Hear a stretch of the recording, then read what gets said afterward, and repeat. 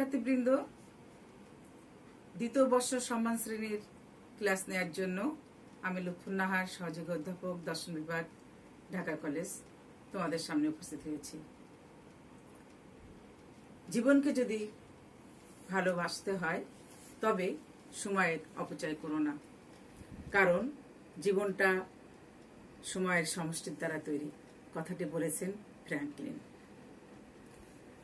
আশা করি তোমরা সবাই ভালো আছো, সুস্থ আছো, নিরাপদে আছো। আজকে যে সাবজেক্টটা আমি পড়াবো তোমাদের, সেটা হচ্ছে পাশ্চাত্য ইতিহাস, modern history of western philosophy, modern. এই আধুনিক যুগের শুরু 1400 খ্রিস্টাব্দ থেকে। এই আধুনিক যুগকে কয়েকটি ধারায় ভাগ করা হয়েছে। সেটা হচ্ছে প্রথমে রেনেসাঁ পিরিয়ড 1453 থেকে 1960, অর্থাৎ রেনেসাঁ বা নবজাগরণের যুগ, যেখানে আছেন Bruno, Bacon, Hobbes, Descartes, Spinoza, Leibniz. এর পরের ধারায় আছে পিরিয়ড অফ এনলাইটমেন্ট 1690 থেকে 1781 খ্রিস্টাব্দ পর্যন্ত। সেই ধারাকে বলা হয়েছে জ্ঞানালোকের যুগ, অর্থাৎ John Locke, George Berkeley, David Hume. এর পরের ধারায় আছে আইডিয়ালিস্টিক পিরিয়ড 1781 থেকে 1831 পর্যন্ত। এই ভাববাদী চিন্তাধারার যুগে আছেন কান্ট, ফিক্টে, হেগেল। এরপরে যে ধারাটা আছে সেটা সাম্প্রতিক যুগ, রিসেন্ট পিরিয়ড 1831 থেকে বর্তমান পর্যন্ত। অর্থাৎ এই যুগে আছেন শোপেনহাওয়ার, কোতে, মিল, জেমস, বাক্সো, ক্রোচে, জেন্টেলে, বোসাঙ্কোয়েট, রাসেল। এখন আমরা দেখব যে এই পাশ্চাত্য দর্শনের ইতিহাস পর্যালোচনা করলে দেখা যায় আধুনিক দর্শনের সূত্রপাতের আগে দুটি পৃথক সময়ে এই দর্শনের বিকাশ ঘটেছিল। অর্থাৎ খ্রিস্টপূর্ব 4 শতকে যখন প্লেটো ও অ্যারিস্টটল এমন কিছু দার্শনিক মতবাদ প্রতিষ্ঠা করেছিলেন যেগুলো প্রাচীন জগতে সন্তুষ্ট বা মুগ্ধ করেছিল। এরপর মধ্যযুগের মানুষের জন্য উল্লেখযোগ্য অবদান রেখেছিলেন সেন্ট টমাস একুইনাস। প্লেটো ও অ্যারিস্টটলের সমন্বয়ে যে শুধু খ্রিস্টপূর্ব 4 শতকের এথেন্সবাসীদের সদুত্তর দিয়েছিল তা নয়, প্রাচীন চিন্তার পরবর্তী পর্বের আইন বিষয়ক, রাজনৈতিক, সামাজিক, সাহিত্যিক কর্মকাণ্ডের ভিত্তি হিসাবেও তাদের অনুপ্রাণিত ও উৎসাহিত করেছিল। ঠিক তেমনি আধুনিক দর্শনের উদ্ভাবের ফলে মানুষের দৃষ্টিভঙ্গি ও চিন্তায় বৈপ্লবিক পরিবর্তন সাধিত হয়। প্রাচীন যুগে দর্শন মূলত ছিল নান্দনিক, অর্থাৎ অ্যাস্থেটিক। সত্য, সুন্দর, শুভ ইত্যাদি মূল্যের উপর তখন সর্বাধিক গুরুত্ব আরোপ করা হতো। সৌন্দর্যের পূজারী ও অতি প্রাকৃতের ব্যাপারে আগ্রহী প্রাচীন অনুধানিক দর্শনের তুলনায় আধুনিক দার্শনিক দেখা যেত নিতান্তই নিরাভরণ, সাদামাটা, সাজে সজ্জিত ও চুলচেরা বিশ্লেষণে নিয়োজিত। অর্থাৎ সৌন্দর্য নয়, প্রকৃত সত্যই ছিল আধুনিক দর্শনের মূল লক্ষ্য ও উপযোগ্য। মধ্যযুগের অন্ধবিশ্বাসের স্থলে স্বাধীন চিন্তার ক্রমশ প্রতিষ্ঠা লাভ করতে থাকে। ধর্মীয় নাগপাশ থেকে দর্শন ক্রমশ মুক্ত হয়ে ওঠে। ধীরে ধীরে মানুষের মনে এই প্রত্যয় ও উপলব্ধি বদ্ধমূল হয়ে ওঠে যে সত্য এমন একটা জিনিস যা কর্তৃপক্ষের নির্দেশে সৃষ্টি হয় না, বরং একে অর্জন করতে হয়। তা স্বাধীন ও নিরপেক্ষ অনুসন্ধানের মাধ্যমে জয় করতে হয়। জ্ঞানের খাতিরেই, জ্ঞান চর্চা নয়, ব্যবহারিক প্রয়োজনেই তখন মানুষ জ্ঞান বিজ্ঞানের প্রতি আকৃষ্ট হয়ে উঠল। আধুনিক দর্শন কোনো ব্যক্তি বিশেষ বা জাতি বিশেষের দর্শন নয়, বরং বহু জাতির ও বহু ব্যক্তির নিজ নিজ মাতৃভাষায় এবং নিজ নিজ জাতীয় জীবনের অভিজ্ঞতার আলোকে পরিণত হয়েছে আধুনিক দর্শন। অন্ধবিশ্বাস মানুষের বুদ্ধি বা প্রজ্ঞাকে চিরকাল আবদ্ধ করে রাখতে পারে না। স্বাধীন চিন্তন ক্ষমতা চিরতরে বিলুপ্ত হতে পারে না।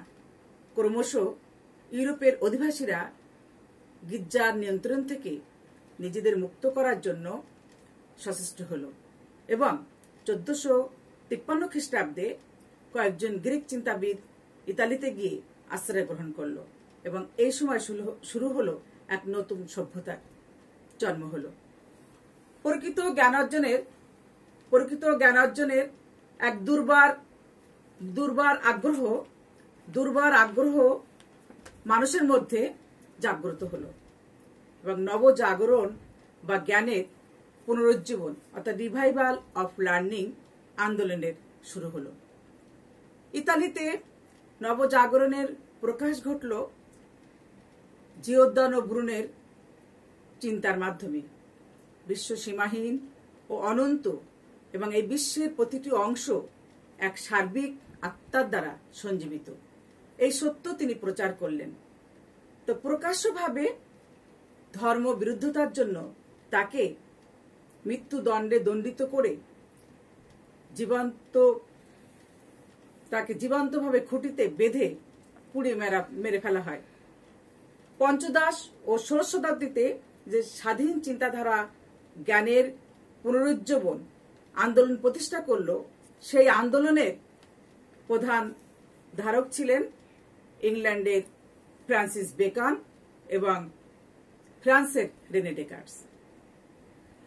এখন শিক্ষার্থীরা তোমরা দেখো যে আজকে যে অধ্যায়টা যাব, ব্রিটিশ দার্শনিক জন লক, 1632 খ্রিস্টাব্দে জন্ম এবং 1704 তার মৃত্যু। জন লক অর্থাৎ ব্রিটিশ দার্শনিক, অভিজ্ঞতাবাদী দার্শনিক, যিনি বস্তুবাদের স্রষ্টা এবং আধুনিক জড়বাদ ও অভিজ্ঞতাবাদের জনক। 1632 খ্রিস্টাব্দে ইংল্যান্ডের ব্রিস্টল নগরের কাছে রিংটন নামক স্থানে তিনি জন্মগ্রহণ করেন। ওই সময় ইংল্যান্ডের রাজনৈতিক অবস্থা ছিল খুবই গোলযোগপূর্ণ, কিন্তু তা সত্ত্বেও তার বাবার সুষ্ঠু তত্ত্বাবধানে এবং পরিচালনায় তিনি উপযুক্ত শিক্ষার সব সুযোগ সুবিধা গ্রহণ করেছিলেন। তিনি অক্সফোর্ড বিশ্ববিদ্যালয় থেকে দর্শন, বিজ্ঞান এবং চিকিৎসা শাস্ত্রে অধ্যয়ন করেছিলেন। জ্ঞান অনুশীলনের ক্ষেত্রে তার অধীর আগ্রহ এবং আকর্ষণ ছিল বহুমুখী। তো তার প্রসিদ্ধ রচনা ছিল এসে অন হিউম্যান আন্ডারস্ট্যান্ডিং। এই বিখ্যাত গ্রন্থে 4টি অংশে তিনি ভাগ করেছিলেন। প্রথম অংশে তিনি অন্তর বা সহজাত ধারণা অর্থাৎ ইননেট আইডিয়ার সমালোচনা করেছেন। দ্বিতীয় অংশে ধারণার উৎপত্তি ও প্রকৃতি সম্পর্কে আলোচনা করেছেন। তৃতীয় অংশে শব্দের সাথে ধারণার সম্পর্ক আলোচনা করা হয়েছে এবং চতুর্থ অংশে জ্ঞানের প্রকৃতি ও সীমা সম্পর্কে আলোচনা করা হয়েছে। যথার্থ জ্ঞান আবিষ্কারের উপায় নির্ধারণ করাই ছিল লকের মূল লক্ষ্য। এই জন্যই পরম সত্তা ও পরম তত্ত্ব নিয়ে আলোচনা করার আগেই তিনি প্রয়োজন বোধ করেছিলেন জ্ঞানের স্বরূপ অনুসন্ধানে। তার এই উদ্যোগের ফলে আধুনিক দর্শন পরিবর্তিত হল এবং এক নতুন বিভাগ, নতুন পদ্ধতি, যা আজ এপিস্টেমোলজি নামে পরিচিত। এখন আমরা দেখব যে বুদ্ধিবাদী দার্শনিক ডেকার্ট অভিজ্ঞতাকে উপেক্ষা করেছিলেন। অভিজ্ঞতাবাদী বেকন গণিতকে তুচ্ছ করেছিলেন। লক দেখালেন যে যদিও সত্য আবিষ্কারের জন্য বিজ্ঞানকে, বুদ্ধিকেই পন্থারূপে গ্রহণ করতে হয়, তবুও বিজ্ঞানকেই ইন্দ্রিয়লব্ধ উপাদানের উপর নির্ভর করতে হয়। তাই অভিজ্ঞতাকে বর্জন করে জ্ঞানের উৎপত্তি ব্যাখ্যা করা যায় না। সকল বিষয়ের সংশয় থেকেই ডেকার্টের দর্শনের শুরু এবং মানুষের জ্ঞান লাভের শক্তির সামর্থ্যের সংশয় থেকেই লকের দার্শনিক যাত্রা শুরু। লকের দর্শনের দুটি দিক, একটা হচ্ছে সদার্থক, একটা হচ্ছে নঙার্থক। এই সদার্থক দিক হলো অভিজ্ঞতাকেই সব জ্ঞানের উৎস বলে নির্ণয় করা, আর নঙার্থক দিক হলো অন্তর বা সহজাত ধারণা অর্থাৎ ইননেট আইডিয়া এই অস্তিত্বকে অস্বীকার করা। ডেকার্ট 3 প্রকার ধারণার কথা বলেছিলেন: আগন্তুক ধারণা, কৃত্রিম ধারণা এবং সহজাত ধারণা বা অন্তর্ধারণা। ডেকার্টের মতে কতগুলি ধারণা বা নিয়ম আছে যেগুলো জন্মসময় আমাদের মনের মধ্যে মুদ্রিত থাকে। মন তার অস্তিত্বের শুরু থেকেই এসব ধারণার অধিকারী হয়, যেমন অসীমতা, নিত্যতা, পূর্ণতা অর্থাৎ ঈশ্বরের ধারণা। এই ধারণাগুলি মনের মধ্যে প্রচ্ছন্ন অবস্থা থাকে, বুদ্ধির সাহায্যেই এগুলি প্রকাশ্যে ব্যক্ত হয়। লক যথার্থই উপলব্ধি করেছিলেন যে বৈজ্ঞানিক বা জ্ঞান অনুশীলনের সব পদ্ধতি সংস্কার সাধন আবশ্যক। প্লেটো থেকে শুরু করে ডেকার্ট পর্যন্ত বুদ্ধিবাদী দার্শনিকরা ধরে নিয়েছেন যে সত্য মানব মনের একটা সহজাত সম্পদ। তারা এও মনে করেছেন যে বুদ্ধি হচ্ছে জ্ঞান চর্চার একমাত্র উৎস এবং বুদ্ধির সাহায্যে মানুষ তার সহজাত ধারণাগুলির জ্ঞান পেতে পারে। আর বুদ্ধির সাহায্যে সহজাত ধারণা থেকে প্রাপ্ত জ্ঞানই হচ্ছে সুনিশ্চিত এবং সর্বজন স্বীকৃত। তাই লক তার দার্শনিক চিন্তার প্রারম্ভেই এই বুদ্ধিবাদীদের এই মত খণ্ডন করার চেষ্টা করেছেন। তার মতে আমাদের মনে এমন কোন ধারণা বা এমন কোন নৈতিক নিয়ম বা গাণিতিক নিয়ম উপস্থিত নেই যার সাহায্যে আমরা আমাদের বুদ্ধির জগৎ সম্বন্ধে বা জগৎকে জানতে পারি। আমরা কেবলমাত্র জ্ঞানের ধারণা নিয়ে বা জন্মায় না। আমরা লকের মতে মনে কোনো ধারণা বা নিজের অস্তিত্ব নেই। মানুষ তার বুদ্ধিবৃত্তির সাহায্যে সব রকম জ্ঞান লাভ করে, স্বাভাবিক বৃত্তির সাহায্যে সব রকম জ্ঞান লাভ করে। এখন এই সহজাত ধারণা বা অন্তর্ধারণার বিরুদ্ধে লকের যুক্তি ছিল কয়েকটি। প্রথমত লক বলেছিলেন যে অন্তর্ধারণার যদি প্রকৃতির কোনো অস্তিত্ব থাকে তবে সকলেই এই ধারণার অধিকারী হবে, কিন্তু নির্বোধ, অশিক্ষিত বা অসভ্য ব্যক্তিরা বা অশিক্ষিত ব্যক্তিরা এই জাতীয় ধারণার অধিকারী নয়। যেমন কার্যক্রমের সম্বন্ধ, অসীমতা, নিত্যতা, ঈশ্বর প্রভৃতির ধারণা সম্পর্কেই তারা সচেতন নয়। তাই এতে প্রমাণ হয় যে এইরকম কোনো ধারণা বা থাকতে পারে না। দ্বিতীয়ত, অন্তর্ধারণা যদি যথার্থই থাকে তাহলে সেগুলোকে সর্বজন স্বীকৃত হতে হবে, কিন্তু ঈশ্বর, নৈতিক নিয়ম ইত্যাদি ধারণা সম্পর্কে বিভিন্ন ব্যক্তির বিভিন্ন মত। সভ্য জাতিরা যে অর্থে ঈশ্বর বা ধর্মের কথা বলেন সেই অর্থে পৃথিবীর অনেক জাতি ঈশ্বর বা ধর্মকে সম্পর্কে ধারণা নেই। তাই ঈশ্বরের ধারণা সকলের মনে সমানভাবে উপস্থিত নেই। তৃতীয়ত হচ্ছে, এমন অনেক নিয়ম বা বচন আছে যেগুলো সর্বজন স্বীকৃত, কিন্তু সেগুলোকে অন্তর্ধারণা বলা চলে না। যেমন অগ্নি দহন করে, এই বচনটিকে যদি সকলেই সত্য বলে স্বীকার করে তাহলে বচনটিকে কেউ অন্তর বা অভিজ্ঞতা পূর্ব বলে মেনে নেবে না।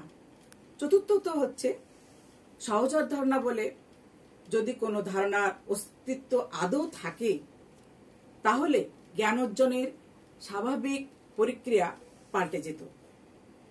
আসলে সহজাত ধারণা বলে কোনো ধারণা নেই, সবকিছুই অভিজ্ঞতা বা শিক্ষার ফলশ্রুতি। তাই জন লকের মত হচ্ছে জাস্ট ডেকার্টের মতের বিপরীত। ডেকার্টের বুদ্ধিবাদের উগ্র বিরোধিতা করে লক ইন্দ্রিয়জ অভিজ্ঞতাবাদের গোড়াপত্তন করেছিলেন। তিনি বলেন যে মানুষ তার জন্মের পূর্বে মুহূর্ত থেকে সম্পূর্ণ রূপে অভিজ্ঞতার প্রভাব মুক্ত, তার মনে কোনো চিন্তা ভাবনা থাকে না। মানুষের এই মনের এই আদিমতম অবস্থাকে লক মনে একটা অলিখিত পাথরের সঙ্গে তুলনা করেছেন। পাথর খোদাই করে যতক্ষণ কিছু না লেখা পর্যন্ত থাকে, যেমন তাতে কোনো দাগ বা ছাপ থাকে না, তেমনি তার জীবনের আদিমতম মুহূর্তে মানুষের মনে কোনো অভিজ্ঞতার ছাপ থাকে না। বাইরের জগতের উত্তেজনা এসে তার মনকে সক্রিয় করে তোলে এবং সেখান থেকে শুরু হয় জ্ঞান। তার আগে মন থাকে সম্পূর্ণরূপে জ্ঞানহীন। লক এভাবে তার সহজাত ধারণার অস্তিত্বকে খণ্ডন করে অভিজ্ঞতাবাদের সাহায্যে জ্ঞানের উৎপত্তি এবং বিবর্তন ব্যাখ্যা করেন। আমাদের জ্ঞানের শুরু কতগুলো অবিমিশ্র সহজ সরল ধারণা নিয়ে। এই সব ধারণা দুই ভাগে ভাগ করা যায়। বাহ্য প্রত্যক্ষজ ধারণা, আর হচ্ছে মানস প্রত্যক্ষজ ধারণা। রূপ, রস, গন্ধ ইত্যাদি ধারণা এর উৎপত্তি বাইরের জগৎ থেকে আসে বলেই এই ধারণাকে বলা হয় বাহ্য প্রত্যক্ষজ ধারণা। আর এই রূপ, রস, গন্ধ, স্পর্শের অনুভূতি থেকে আমাদের মনে যে সুখ, দুঃখ, অনুভূতি, ধারণা আসে, সেটাই হচ্ছে মানস প্রত্যক্ষজ ধারণা, মিশ্র ধারণা। তা আমাদের মানস প্রত্যক্ষ এবং বাহ্য প্রত্যক্ষের উপর নির্ভরশীল। কাজে শেষ পর্যন্ত আমাদের সমস্ত জ্ঞানের উৎস বাইরের জগৎ। নানা রকম অবিমিশ্র ধারণার সংযোগে মিশ্র ধারণার সৃষ্টি হয় এবং মিশ্র ধারণার যোগে আমাদের জ্ঞানের ইমারত গড়ে তুলি। যেমন রাজমিস্ত্রি চুনসুরকির সংযোগে ইটের পর ইট চাপিয়ে একটা দালান তৈরি করে থাকে, অর্থাৎ তেমনি আমরা আমাদের ইচ্ছা শক্তির প্রয়োগে অবস্থার তাগিদে অবিমিশ্র ধারণার সংযোগে জ্ঞানের ইমারত গড়ে তুলি। তাই লকের মতে জন্মের সময় আমাদের মন থাকে সাদা অলিখিত কাগজ, যাকে বলা হয় টাবুলা রেসা।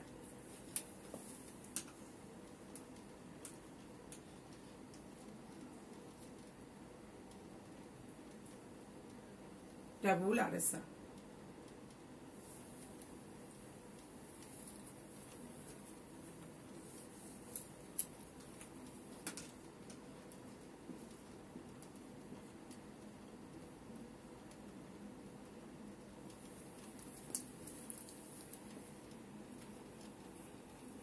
অর্থাৎ এই শব্দটি লক ব্যবহার করেছিলেন অভিজ্ঞতা থেকে আমাদের সব ধারণার উৎপত্তি। লক বলেছিলেন অভিজ্ঞতা আসে দুটো পথ বেয়ে, একটা সংবেদন আর একটা অন্তর্দর্শন।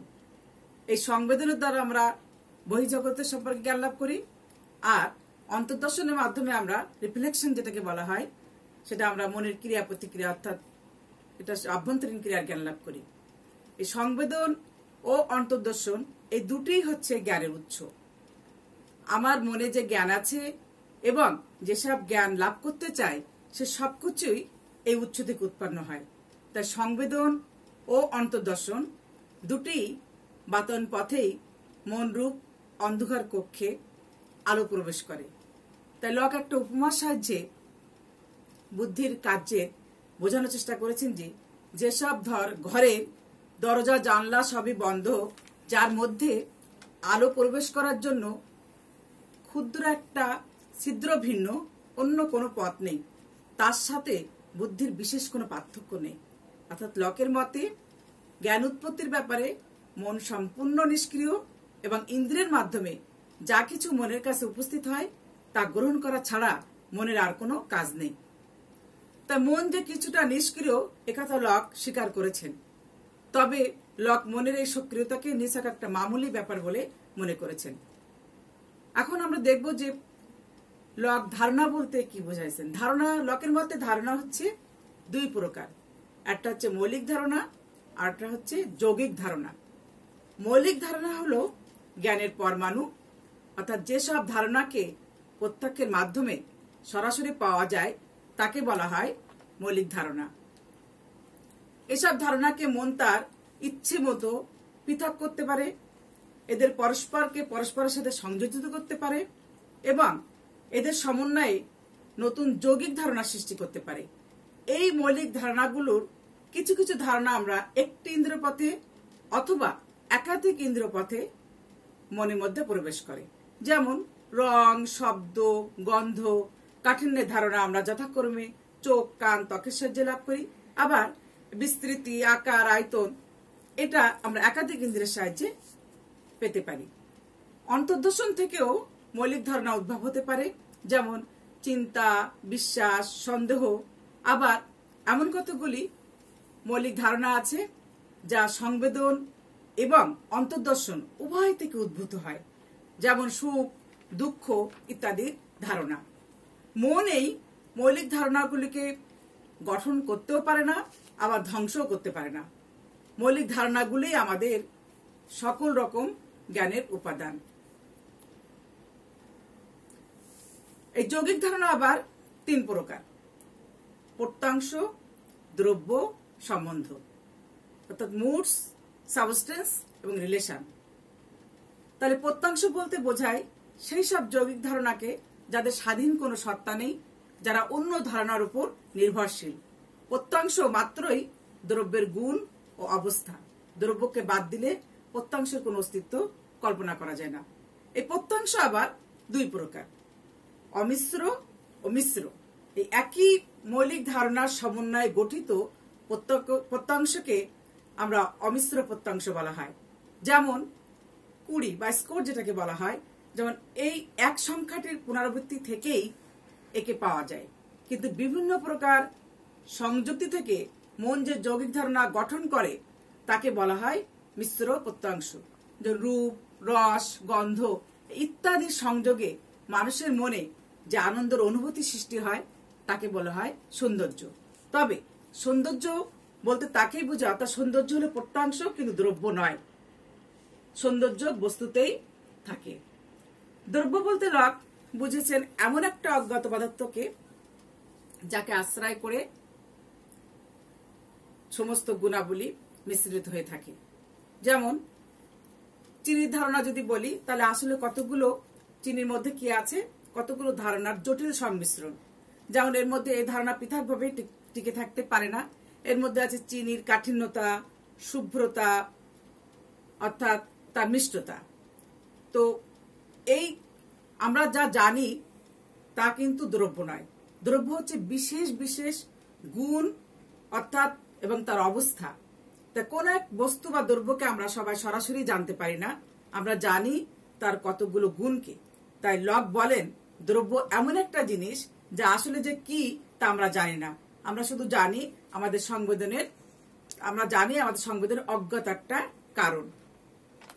এখন লকের মতে প্রিয় শিক্ষার্থীরা, তোমরা বুঝতে পারছো যে মৌলিক ধারণা, যৌগিক ধারণা এবং মিশ্র অমিশ্র ধারণা। এখন আমরা যাব তাহলে গুণ কি, বস্তু কি। লক তখন বললেন অর্থাৎ বস্তু হচ্ছে কতগুলো গুণের সমষ্টি। এই গুণ হচ্ছে দুই প্রকার, মুখ্য গুণ এবং গৌণ গুণ। আমরা মুখ্য গুণ বলতে সাধারণত আমরা স্বাভাবিকভাবে জানবো যে প্রধান গুণ বা গৌণ গুণ, অপ্রধান গুণ। কিন্তু এখানে মুখ্য গুণ বলতে বোঝানো হয়েছে যে মুখ্য গুণগুলোর প্রকৃতই অস্তিত্ব আছে বা স্থান বা দেশকে আশ্রয় করে যে গুণ থাকে তাকে মুখ্য গুণ বলে। যেমন এই কলমটি, এর আকার আছে, এর আয়তন আছে, এর বিস্তৃতি আছে। অর্থাৎ মুখ্য গুণগুলির অর্থাৎ এটা অপরিবর্তনশীল, কিন্তু গৌণগুণগুলির আসলে কোনো অস্তিত্ব নেই। এই গৌণগুণগুলি বস্তুর স্বরূপগত নয়, এগুলো মুখ্য গুণগুলির মাধ্যমে আমাদের মনে বিভিন্ন ধরনের সংবেদন সৃষ্টি করে এবং এগুলো হচ্ছে ব্যক্তিগত। তো ব্যক্তি মনের উপর নির্ভর করে, যেমন বর্ণ, স্বাদ, গন্ধ, উষ্ণতা ইত্যাদি। এখন মুখ্য গুণ ও গৌণগুণের মধ্যে আমরা পার্থক্যটা দেখব যে গৌণগুণগুলো বিভিন্ন ব্যক্তির কাছে বিভিন্ন রকম মনে হয়। অর্থাৎ একই জিনিস কারো কাছে হালকা মনে হতে পারে, কারো কাছে ভারী মনে হতে পারে। আবার মিষ্টি কারো কাছে বেশি মনে হতে পারে, কারো কম মনে হতে পারে। কিন্তু বস্তুর আকার, আয়তন ইত্যাদি সকলের কাছেই একই রকম মনে হয়, অর্থাৎ সেগুলো হচ্ছে বস্তুগত। গৌণগুণগুলি পরিবর্তনশীল, এর কোনো কোনো ক্ষেত্রে একেবারে অদৃশ্য হয়ে যেতে পারে।